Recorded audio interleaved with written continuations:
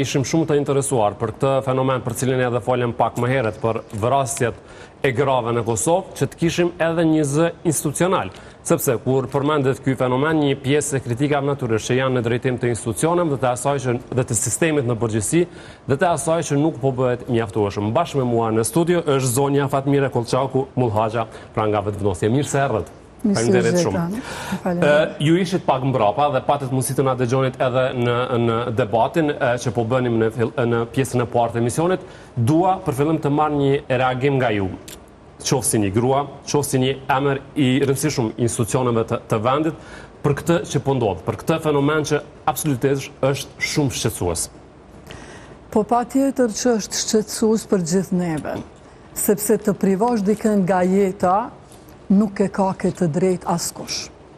Çka është më e rënë në rastin konkret dhe në rastin ngjashëm është kur dhuna në raste tjera ndodh familje, por edhe në fundit të kemi edhe një situatë kur kemi edhe humbje të jetës nga dikush që pritet që të ofroj dashuri, që të ofroj siguri në një rreth ambient familjar ku ne me siguri duhet të ndihemi më të sigurt. Pra, si që thash, nuk është e drejta e askujt të konsideroj si pronë, e aq ma pak pastaj ta konsideroj veten me të drejtë që me të privun nga jeta, pavarësisht motiveve. Ne mund kemi motive, arsyet ndryshme, me dikën të kemi arsye qoftë ta shkpusim një martes, një lidhje, por disa lidhje janë edhe të pashkpushme, sepse dhuna në familje nuk është vetëm nga një partner. Jo rrallë ndodh nga prindi ndaj fëmijës, në raportet ngushta familjare vllau, motra, prindi, fëmija ose kundërta. Dhe këto janë nga thjesht kur folet ju edhe e theksut komponentën e parandalimit në një anë, në anën tjetër edhe ato të ndëshkimit, sepse këto shkojnë së bashku. Si shoqëri duhet fokusohemi në komponentën parandaluese, në edukimin që në fëmijërinë e hershme, që ne jemi përgjegjës për veten tonë, për jetën tonë, kemi drejt ta menaxhojmë jetën tonë, por jo edhe jetën e dikujt tjetër, e aq më pak ta privojmë nga e njëjta. Po, zonja Kollçaku, ju mandatin e kaluar po më tregonit që keni qenë kryetar një komisioni shumë të rëndësishëm për të drejtat të njeriut. Duke qenë aty, duke dëgjuar, duke u përballur, pra duke i prekur problematikata, se mbas edhe mund na tregoni konkretisht me cilat jeni marrë, me çfarë projekte jeni marrë, ku është problemi thelbësor? Okej, po e cek një gjenezën, po e cek një atë që është shumë i rëndësishëm edukimi familjar e kështu me radhë. Por ka diçka që nuk po shkon. Nuk është vetëm edukimi familjar, pra mire ceket këtu ka të bëj me në shoqërinë në tërësi. Si deputete jam një ndër hartueset edhe ligjit për parandalimin e çdo forme të dhunës, në me theks të dhuna në familje. Pra në mandatin kur isha anëtare e komisionit është hartu ky ligj, e dini edhe ka ndryshime te kodi penal. Pra kjo dhuna më nuk trajtohet si diçka rasore edhe pa rëndësishme, po ka një peshë veçantë edhe pjesa ndëshkimore.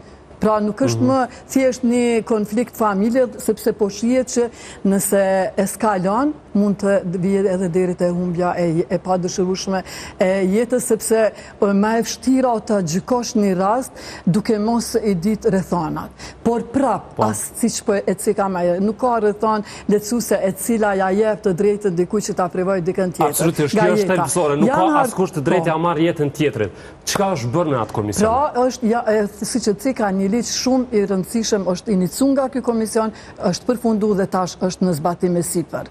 Përveç asaj që ka edhe brenda dhe komponentën parandaluese, e ka brenda vetes edhe pjesën kur këta që i quajmë dhunues, po që jo rol janë prindri, vllau, partneri, që të miresh edhe me ta, që ata të riedukohen, ta kuptojnë përmes një procesi, nëse nuk është vetëm si ka një plan, a ka një plan. Edhe brenda vetë institucioneve ndëshkimore, brenda burgjeve, brenda institucioneve korrektuese, ekzistojnë programe dhe ato duhet të fuqizohen, duhet të hartohen, të jenë vazhdimisht të aktuale që të miren edhe me atë anën tjetër, sepse edhe kjo dhuna e ka një gjenezë diko, ndoshta në një familje kur ky person vetë ka qenë i nënshtruar ndonjë dhunës dhe ai e shes si pjesë normale të jetës më vonë. Pra është pjesa parandaluese, por edhe pjesa ndëshkimore, si që tashmë dhunuesi trajtohet si, jo vetëm kur vjen deri te vrasja, po thjesht çfarë do akti i dhunës tash e ka një trajtim tjetër edhe në gjykata, sepse ligjet kanë ndryshuar në favor të mbrojtjes së viktimave. Apo nuk po shohim ndryshime në praktikë. Ky është problemi. Ju e dini sa ka dënime të lehtësuese, vazhdimisht disa vrasës, ordine që kanë torturu dhe vra viktimen, vazhdimisht ishe në rigjykime ku tentohet të zulet të zbutë dënimi. Paramendo kur një dhunus potencial apo vrasës potencial i përcjell këto gjykime. Dhe e shet që i vazhdimisht ekzistojnë mundësi që këto dënime zbuten, zvoglohen, të gjinden arsye të ndryshme, lehtësuese dhe thjesht përderisa nuk dërgojnë mesazh edhe institucionet gjitha nivelet, prej, siç e thash, vendimarrësve, prej ligjvënësve të cilët hartojnë ligje, të cilat janë shumë të qarta dhe nuk lëjnë vend kompromisit ndaj dhunuesve, pastaj deri te gjykatat, të cilat nuk do t'i rimendojnë prej nivelit në nivel si ta zbusin i dënim, po përkundrazi edhe t'ja vështirësojnë situatën, duke rri dënimin, jo duke e zbut, sepse paramendoni ju për familjen e atyre viktimave ku shohin në gjykata që nisis tendencën që një dhunues të arsyetohet në atë që, siç e thash, nuk ka arsyetim, nuk ka motiv që e spjegon vrasjen. Pra ju e keni gjitha mundësit të ndaheni nga partneri, e keni gjitha mundësit se nuk ka, dhe martesa është një raport kontraktual, ku krijohet, supozojmë, nga një dashuri, pastaj vazhdon për x arsye, po dhe ndarja vjen për ndonjë arsye. Pra dhe po thoni që janë një lloj shtytje këto rastet kur shohim për ata të tjerët, që mund ta bëj këtë dhe ja çka ndodh. Për ajo është arsyeja pse ne edhe në kuvent, si ligjvënës vazhdimisht jemi marrë me pjesën, jo vetëm me strehimin e viktimave, mbështetjen e strehimoreve për viktimat e dhunës, me forma të ndryshme të parapara për personin që ka qenë në nështrum dhunës, që për një vend pune, për një banesë, si që janë këto sociale tash, që t'ju mundësohet që ato viktimat të forcohen ekonomikisht, që mos t'jenë të varura dhe të rikthehen në vendin ku është ushtruar dhuna ndaj tyre. Se fatkeqësia në pjesën ekonomike është ajo që mandej i rikthen në një ambient ku ato vazhdojnë të torturohen.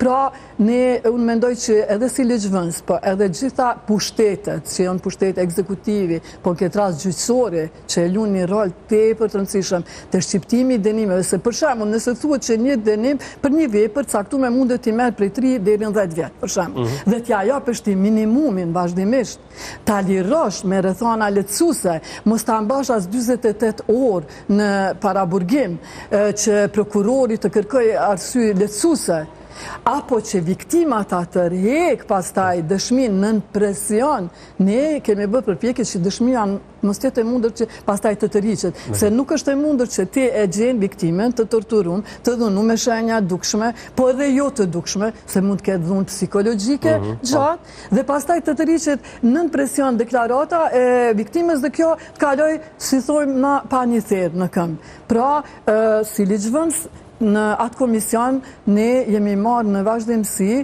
me plotësim ndryshimin e legjislacionit, po siç e thash, hartimin e një ligji i cili është gjithë përfshirës, por edhe ndryshime te kodi penal dhe pra që të kriminalizojnë këto vepra dhe janë një sër veprimesh, deri te, siç e dini, ajo sinjalizu që janë ta quaj disa mjete që përdoren që viktima nëse ka ndalesën e afrimit ndaj viktimes në një distancë aktume, që nëse aje kalon a distancë të sinjalizoj të institucionet të katësën. Gjitha të që po i përmendim, cila prej tyre është në praktikë sot? Në praktik, do me thonë, ligji është në fuqi. Edhe gjitha mundësit i kanë gjykata të denojnë, të gjykojnë si pas ligjeve që janë aktualisht në fuqi.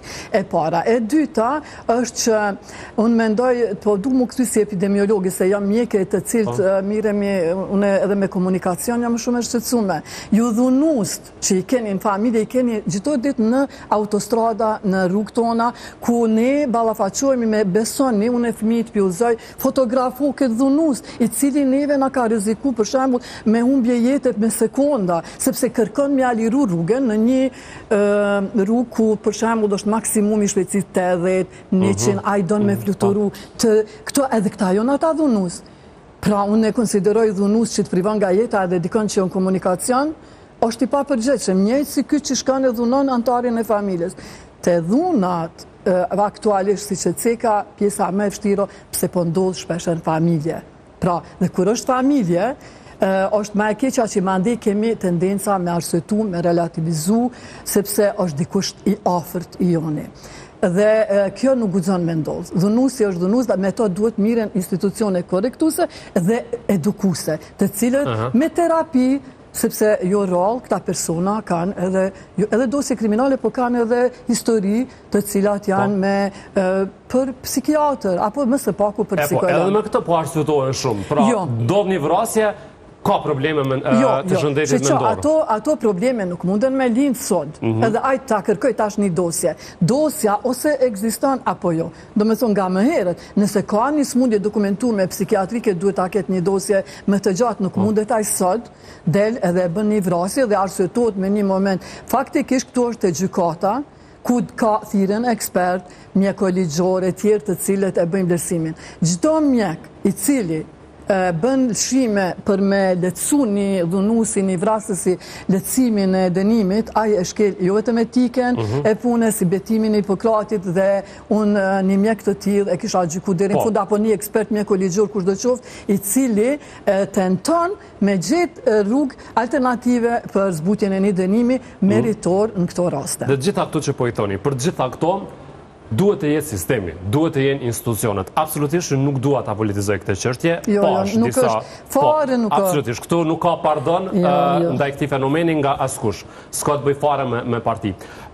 Pash disa reagime, por duket ne që jemi në një pikë në cilën kemi një sistem, kemi institucione, kemi njerëz përgjegjës të cilët reagojnë vetëm atëherë kur ndodhen rastet. Dhe pyetja është që ku janë, ku është sistemi, ku janë institucionet, ku janë njerëz përgjegjës. A din ç'është fillon kjo? Ne nuk mund të mbështetemi vetëm te familja, që familja ta edukojnë me fillin një fëmijë, po duhet shumë edhe shkolla. Prej institucione parashkollore, si ta kontrollojnë atë mlefin, fëmijët kanë shumë energji. Dhe ajo energji, nëse nuk kanalizohet në sport, në ecje, do me thonë në aktivitete, ajo akumulohet. Nëse ai fëmijë vjen edhe nga një rreth që ka abuzim brenda familjes, gjithat energji që ai mundet me kanalizu, ajo mbetet aty. Ai sheh modelet këshilla, thjesht psikologët shkolla, unë kam thënë, ata duhet të kenë rol proaktiv. Jo të presin brenda një zyre, kur vjen problemi. Ata duhen të ecin në klasa, me fëmijë të bisedojnë, të identifikojnë fëmijët në një farë mënyre. Po problemi është që edhe shteti jonë, zonja Kullçaku, po merret kur po ndodh rasti, dhe këtu problemi është pra. Kjo është ajo, pse pra i kemi na psikolog, pse po rritet numri, pse është departamenti për politika sociale i ri, me punëtor social, të cilët duhet të integrohen në sistem. Pra është, unë po them që shteti ka vonu mjaft, mirë po tani, kur kemi mjaft psikolog, kur kemi tani edhe këtë departament me punëtor potencial social që duhet të angazhohen në qendra për punë sociale, që ti parandalojmë kur jo fillim kur një situatë në një familje. Pa tjetër që shteti duhet bëj shumë. Unë si individ... Po pajtoni dhe ju që shteti nuk po bërë. Shteti është duke bërë. Por mos mendoni që shteti, nëse nuk kanë me funksionim mësus, për marrë shembull, nëse nuk ja kushton në spaku një orë, brenda një jave, edukatës qytetarit atë ku ai flet për pjesën e dhunës, pjesën që nuk duhet mësit, për si me mbrojt ambientin, mos me jedhë në beturina. Unë e kom qëtë problem çdo ditë, them si ne nuk e se beso fëmijat e edukon prindin ma vonë, se nuk duhet me jedhë. Fëmija e tjetra, të autoshkolla, se këtu është e gjërë kjo është, duhet nuk po ndjekin kursin pjesën teorike. Unë i kisha ekspozu me dokumentar ku i shojnë ndeshjet, se jonë ato me robote ku e shë pasojat, po edhe ky vrasësi, i cili në një moment mlefi, pa nuk në gjendje me menaxhu ato ndjenjat e tia, e bën një vepër vrasje, a i krejt jetën do të pendohet, po është vonë. Si ta menaxhojmë këtë anktin, këtë stresin, këtë mlefin, para se me ndodhë. Kjo vrehet, po neglizhohet. Po du mu këthy të vrasjet që jonë para lajmëru. Ka pas shumë raste, kur janë paralajmëru. Dhunuesi ka tentu disa herë dhe viktima, kur ka kërku mbrojtje, në institucionet caktume është neglizhu, sepse edhe në polici, nëse ti e denoncon bashkëshortin, është krejt tjetër qasje, nga nëse e denoncon një njerit pa njohur i cilit ka sulmu. Ajo merret shumë seriozisht. Nga bashkëshorti, me njëherë fillon minimizimi i rastit, po jo se duhesh me duru, sepse tash edhe ai polic mund vim nga një edukat tradicionale që e nënkupton që nuk është asgjë një shuplak nga bashkëshorti ose kundërta, dhe minimizimi, mbyllja e syve, ti e ki ligjin, ti e ki kodin, ti i ki gjitha, po ti nuk i zbaton, se nisesh prej parimeve individuale. Kur ne nisemi nga bindja jeme se është normale një dhunë, ajo vjen e rritet. Dy çështje, e para në atë që thatë, shteti po bën mjaft. Çka po bën? Nuk po thëm mjaft. Po bën, për qenë korrekt, po. Çka po bën? Po bën, si që thash, prej legislacionit që ka të pësu ndryshime pozitive në këtë drejtim, prej asaj që gjykat, edhe vetë gjykatësit, trajnohen vazhdimisht, i kanë seksionit ku ata veçanarisht për pjesën e dhunës familje.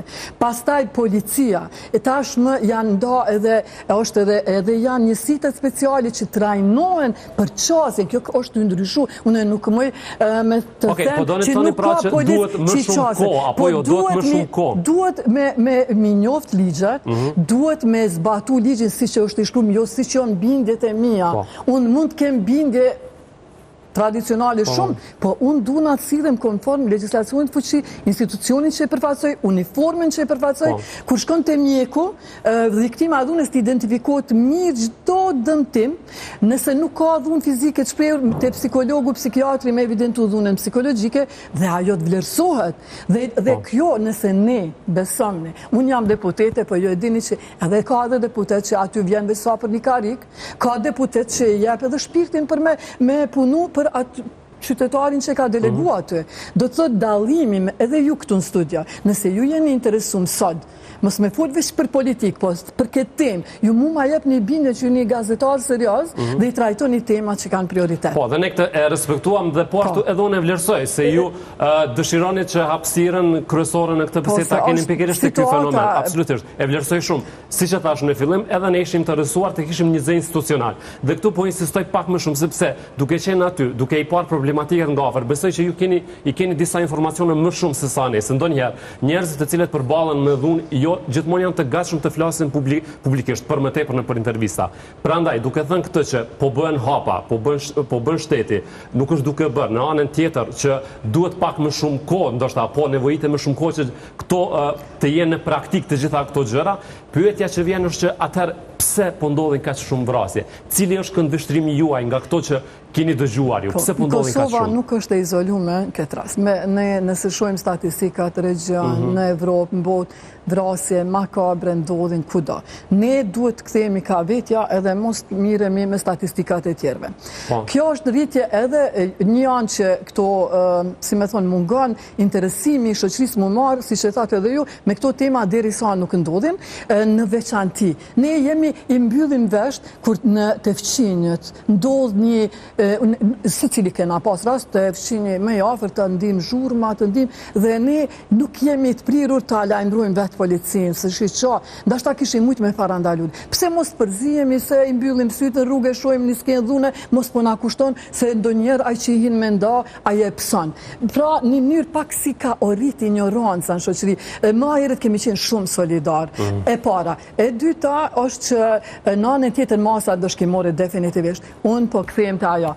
Janë shumë tulta, shpeshher janë liru, nuk mbahen as 48 orë. Dhunuesi e sheh që masat janë tulta, edhe thjesht nuk e bren ndërgjegja, sepse nuk do ta vuaj gjatë, përderisa dhuna në familje, sidomos ka tendencë pak marrë sy E qartë. Shteti ndonjëherë tregon seriozitet edhe me disa veprime dhe hapa shumë të vogël. Ne sot po flasim për këto vrasje të grave.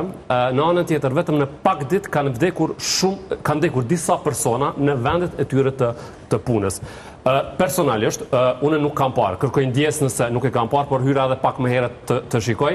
Ne nuk kemi pasur një reagim të kryeministit në detyrë për këto që po ndodhin. Dhe nga kundërshtarët tuaj natyrisht që një pjesë të fajit, hidhet tek vetëvendosjet, tek institucionet, tek faktin në cilin jemi për momentin në këtë kaos politik, institucional, e në anën tjetër qytetarët po na vdesin çdo ditë. Shqyqani, sa i përket vdekjeve në punë që kryesisht po ndodhin në sektorin e ndërtimtarisë.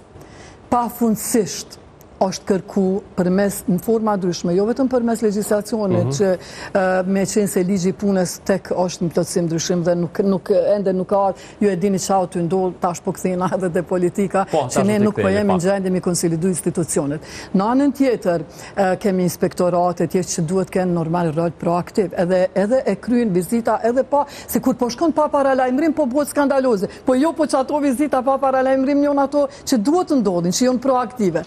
Është kërku pa tjetër, është, si me thonë, në ligj parashihet shumë qartë, që edhe i punëtori, kur angazhohet, ne nuk kemi gjithë profesionist që punojnë ndërtimtari, vjen njeri qoftë edhe me përgatitje shkollore të lartë, detyrohet me punu, dhe nuk din si ta mbrojnë dashta veten. Detyra e parë e punëdhënësit është sipas ligjit ta udhëzoj për gjitha masat dhe t'ja krijoj kushtet e punës, masat mbrojtëse gjithat. Në anën tjetër, skelet të jenë sigurume, po ajo jo mbyll x punishtet nesrit e hap, se shiqani, na jetojmë këtu në Kosovë. Sot jam mbyll ordinancën dikuj se punon pa leje, nesër ajo hap, se mandej det vjen inspektori, det lajmërohet, nuk e lajmëron. Ne jemi solidar për të keqe pak, është që nuk jena qytetar aktiv. Nëse na presim që të kemi aq shumë inspektora që ai tjetë në vend ngjarje, posa e shkel ai punëdhënësi. Po nuk kemi shtet aktive, po presim nga qytetarët. Jo, edhe unë jam një qytetare aktive që ka parandalu ndërtimin e një objekti shumëkatësh në mahallën time në Pej. Nuk kanë reagu institucionet, po ne si qytetar, duke di që nuk i takon zotërisë aty me ndërtu, ne jemi aktivizuar, kemi lajmëru, e nëse ti e lajmëron, nuk po presve qytetari.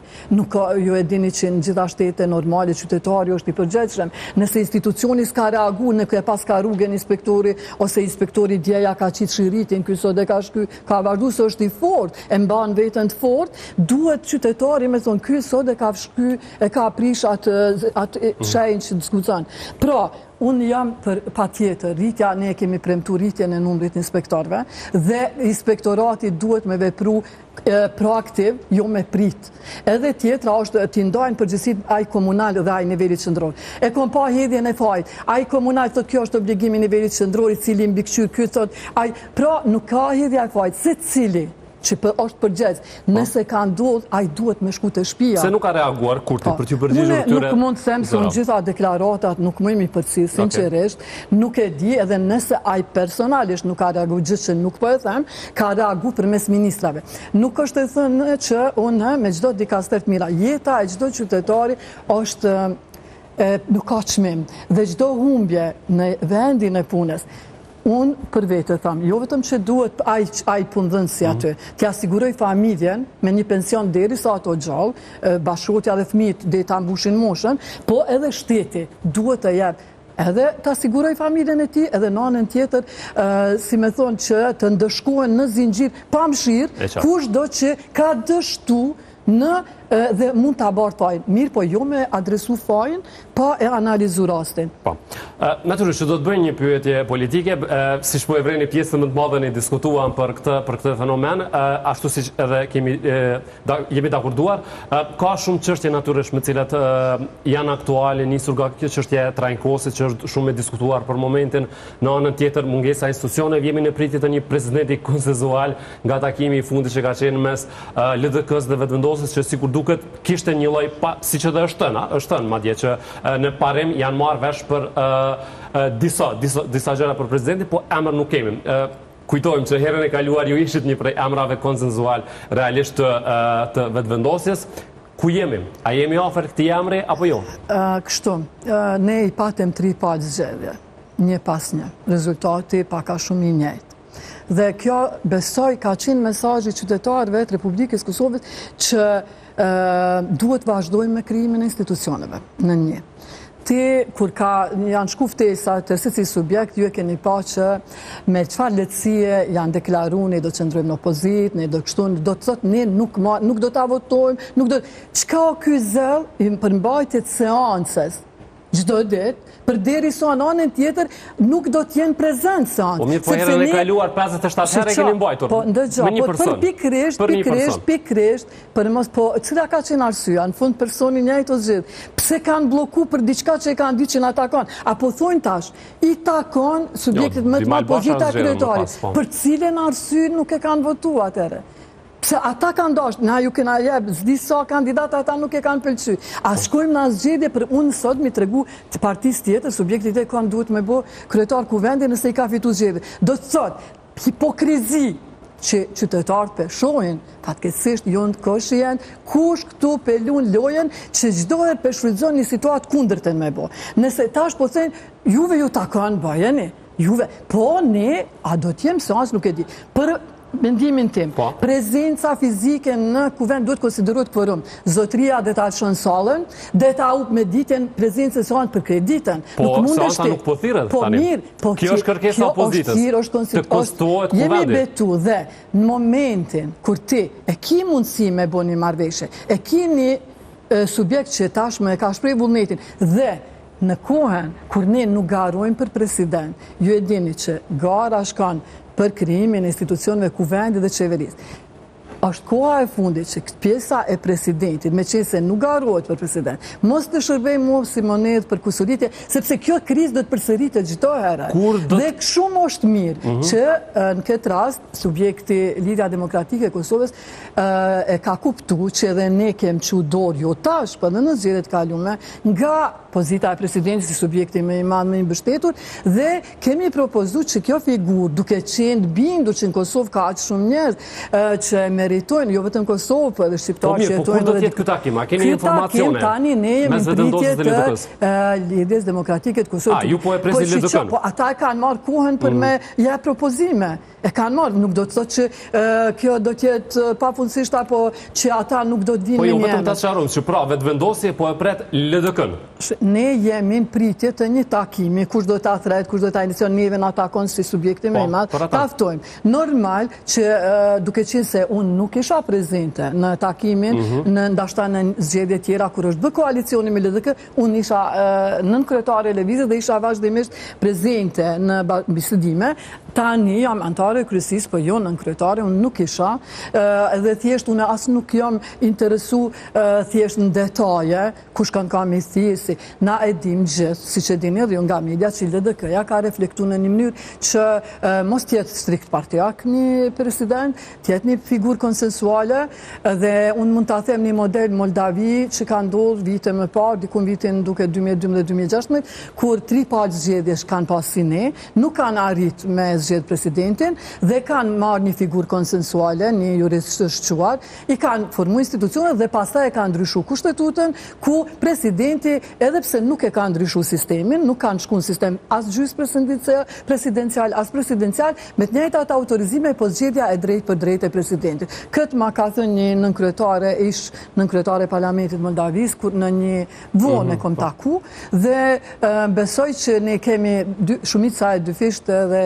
probleme tjera në plotësim dëshimin e kushtetutës, ne i kemë probleme tona, mirë po me përfundimisht besoj që pozita e presidentit nuk do duhet të shërbente si monet për kusturitje si një, sepse nuk është partijake. Veç ta mbyllim me këtë. Duke qenë se kushtetuta është shumë e qartë dhe thot që edhe nëse do t'ishte partijak, ai menjëherë duhet me abdorjeqe, nënkupton që duhet jetë një figurë jo partijake, një figurë konsensuale që përfaqëson unitetin e qytetarëve dhe unë shpresoj që të gjendet kjo figurë dhe ne gjithë vazhdojmë me krijimin e institucioneve sipas verdiktit të qytetarit dhe pastaj opozita ka hapësirë që me veprimet e tyre konstruktive, me një kritik konstruktive të vazhdoj dhe ta fitoj, rifitoj simpatin.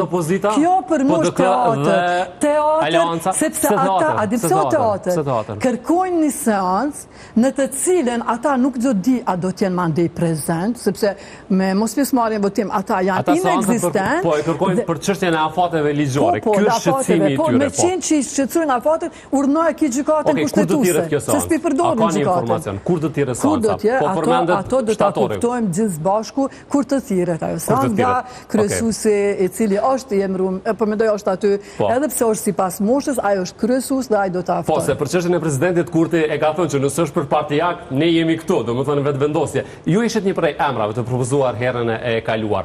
Kështu, ajo ditën kur ne ka qenë atëherë një afat, që o dasht më respektu, dhe seanca është dasht fillohet. Ne kemi pas kandidatin zotëri Glauko Njufcën, dhe në pak besoj ai është thënë 30 orë për para kemi propozuar Glaukun, 3 orë për para Fatmirën. Thjesht, mu më është kumtur lajmi se ne do të shkojmë sonte me emra se jemi të detyruar.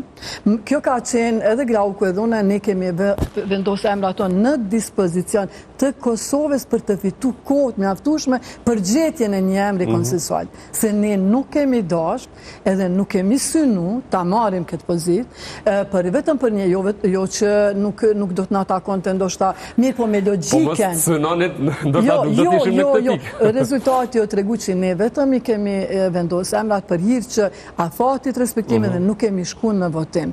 Edhe sinqerisht, unë po ju them me bindje të plot, asnjëherë nuk ka qenë synimi, qysh atëherë ka qenë synimi dhe propozimi ka shku te subjekte tjera, e janë me emra, me propozime konkrete që ta gjejmë një figurë konsensuale. Dhe unë dhe zotëri Glauku, në atë rast, sinqerisht kemi qenë ata që kemi dasht më jep Kosovës për gjetjen e një figure konsensual, gjë që i uroj Republikës Kosovë dhe qytetarëve të Republikës që të gjendet kjo figurë konsensuale, që ne gjithë ta pranojmë, ta respektojmë si figurë konsensuale dhe Kosova atë sepse vërtet, jo vetëm çka bisedum na që jonë procese ndryshme integruese, e dim kënde kemi fqin problemet dhe në anën tjetër edhe këto raste për cilet është një ndër arsyet se ne sa më shpejt duhet kemi institucione të konsoliduara.